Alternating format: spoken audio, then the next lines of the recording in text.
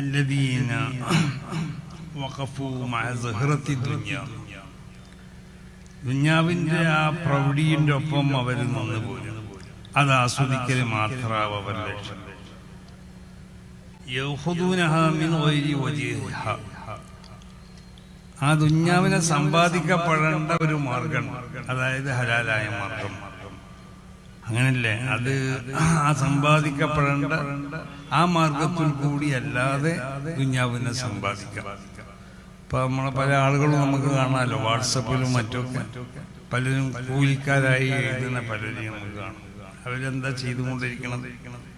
അവർക്ക് ഇങ്ങനത്തെ പലരെയും നമ്മൾ വിളിച്ച് അന്വേഷിക്കുമ്പോൾ പറയണത്, എനിക്ക് പൈസ കിട്ടുന്നുണ്ട്, എഴുതുമ്പോൾ ഇന്ന ആളുകളാണ് ഇതിൻ്റെയൊക്കെ മാറ്ററുകൾ ഉണ്ടാക്കി തരണമെന്നൊക്കെയാണ്.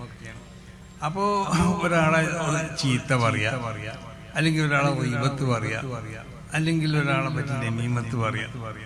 അങ്ങനെ ആ നിലക്ക് അതാണ് മിൻ ഗൈരി വജ്ഹിഹ. ആ ദുനിയാവിനെ സമ്പാദിക്കേണ്ട ആ രൂപം എങ്ങനെയാണോ, ഒരു മുഅ്മിൻ എങ്ങനെയാണോ ദുനിയാവിനെ സമ്പാദിക്കേണ്ടത്, ആ രൂപത്തിലല്ലാതെ അതിനെന്താക്കുക സമ്പാദിക്കാം.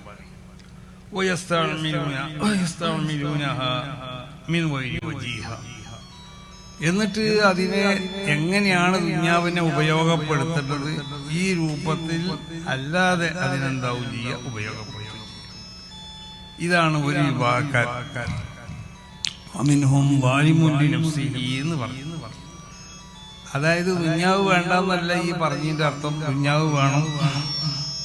സുഹുദ് എന്ന് പറഞ്ഞാൽ അന്നദുറു ഇല ദുനിയാ ബിഐനി സവാരി,